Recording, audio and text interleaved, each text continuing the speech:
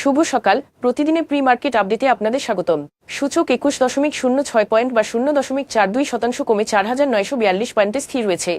বাজার লেনদেনের পরিমাণ দাঁড়িয়েছে 534 কোটি টাকা, যা আগের কার্যদিবসের তুলনায় 16.56% বেশি। বাংলাদেশ ব্যাংকের তথ্য অনুযায়ী দেশের বৈদেশিক মুদ্রার রিজার্ভ বেড়ে 27.22 বিলিয়ন মার্কিন ডলারে দাঁড়িয়েছে।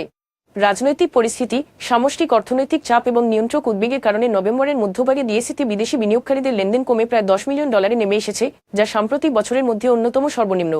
2024 সালে ডিসেম্বর শেষে সমাপ্ত অর্থবছরের জন্য 31টি তালিকাভুক্ত ব্যাংক ও এনবিএফআই এর নিরীক্ষিত আর্থিক বিবরণীতে বিভিন্ন অসঙ্গতি ও গুরুত্বপূর্ণ মন্তব্য পাওয়ায় বিএসইসি বিষয়টি নিয়ে বাংলাদেশ ব্যাংকের দিক নির্দেশনা চেয়েছে।